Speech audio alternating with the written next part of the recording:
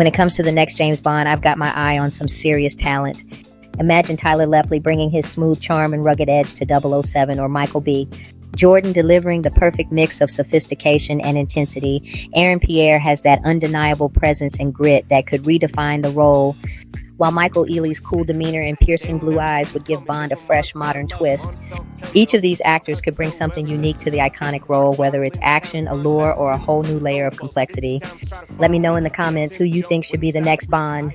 All right, there was surprise news yesterday about one of Hollywood's best-known movie franchises. A new deal will see Amazon MGM Studios take full creative control of the James Bond series. That means longtime producers Barbara Broccoli and Michael Wilson will step back, ending a family legacy which dates back to the very first film starring Sean Connery over 60 years ago. For more, let's bring in Brent Lang. He is executive editor at Variety, just published an article on the deal. Joins us now with more. Brent, good to have you with us. Let's give folks a little bit of history here. A few years ago, Amazon bought MGM, which owns the Bond franchise. The Broccoli family, though, sort of remained with creative control, how Bond was portrayed, who he is. Talk about the control they exerted and how much we know about maybe why this is finally happening and Amazon's taking over creative control.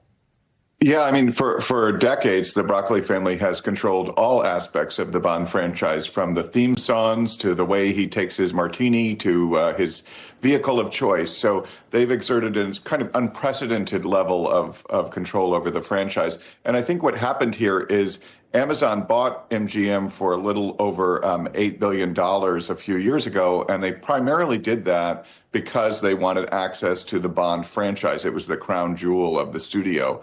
And it gave them the right to distribute those movies, but they couldn't kind of call the shots on Bond's future. And what happened was the franchise was really at an impasse. The two sides were not getting along. It had been several years since No Time to Die had been made. It was actually made in 2019. It was released in 2022 because of COVID.